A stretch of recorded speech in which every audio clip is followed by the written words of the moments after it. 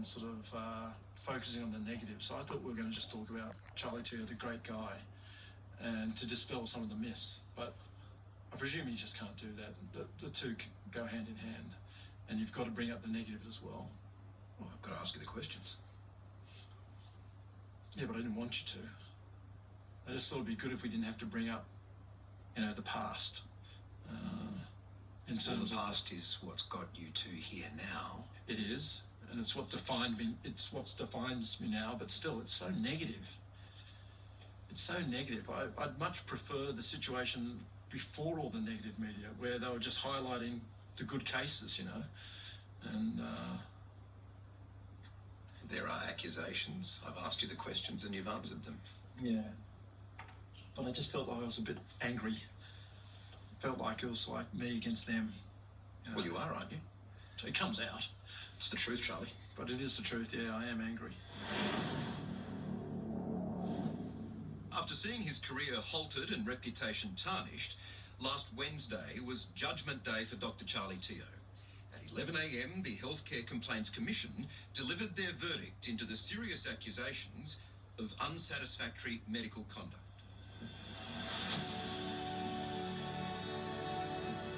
I asked you at the start what the program should be called, or titled. What do you think it should be called? Just let him operate. Hello, good to see you. Over the many weeks of filming with Charlie, he had many conflicting emotions. Yeah, well over it. Sometimes supremely confident. You're in good hands here. These doctors are very good. Not as good as me. But also, by turns, angry, resigned, passionate, helpless, desperate, and in the final days before the judgment of his medical colleagues, defiant. If their job was to try and make me toe the party line and give non-contrary opinions, it won't work. When you say the party line, what do you mean? The party line means that if consensus mandates that a tumour is inoperable or a particular treatment is the treatment of choice, then that's what you need to propose, and you can't propose anything that's different to that. And so, if I see a tumour that everyone else has called inoperable, then I've got to tell the family that I also think it's inoperable, and I can't do it. Just can't do it. And even if it means never practicing in Australia again, I just won't do that. I can't do it. You will not conform. I will not. I will not conform to what I believe is not in the patient's best interests. I guess it leads to the question, are you your own worst enemy? Yeah, okay. Well, let's pretend I am my own worst enemy. That's all got to do with me and nothing else. Then that does not give people the right or the reason to stop me from saving lives. Because not one single person throughout all of this has said that I'm a bad surgeon. So let me practice my trade, which everyone agrees is good. For Australians like Elise and David, there's no argument to be had. Warn me when you're going to wave. Charlie is a lifesaver, and they are the living proof. With the tumour that I have, it was 2 to 5 years. I'm at 8 plus, still going. I'm not missing out. I've come this far. Charlie has kept me going. I'm still here because of Charlie. Their passion is understandable, but the allegations against Charlie Teo weren't frivolous. The inquiry into his professional conduct was a serious matter. For all his defiance, its decision will define his career and his future. Last Wednesday at 11 a.m, Charlie learnt his fate. I thought they were going to call me, but it looks like they're emailing me. So, first lawyer. I haven't read it yet, but it's not good news. Well, let me read you what they've just sent me. Yeah, okay. This is the condensed version of their findings. Okay.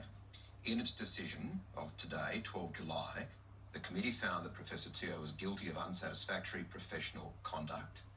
The committee ordered that Professor Teo be reprimanded and imposed conditions on his registration to protect the public. These conditions include that Professor Teo must obtain a written statement from a medical council-approved neurosurgeon which supports him performing recurrent malignant intracranial tumour and brainstem tumour surgical procedures.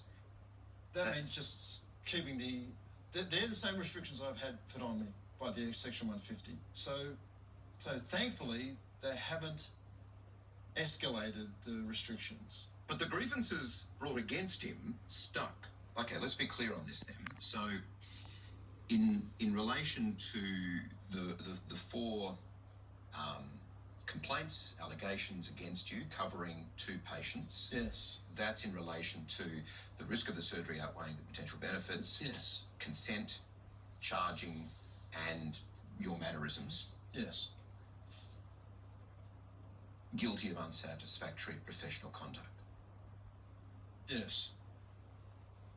Look, in terms of the complaints, if they found me guilty, then I have to take that on the chin and, you know, make sure that that never happens again.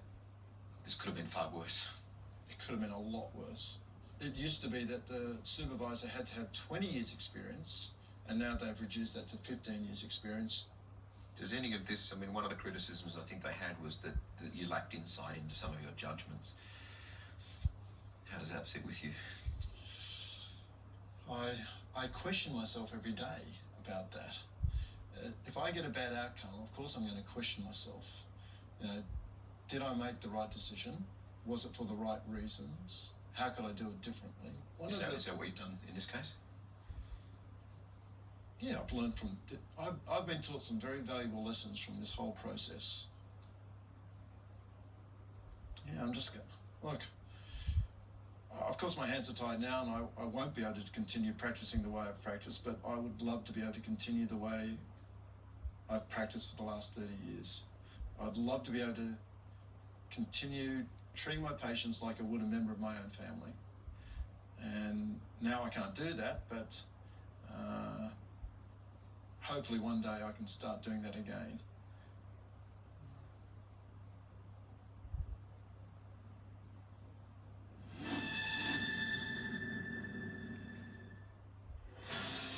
Good evening and welcome live tonight on the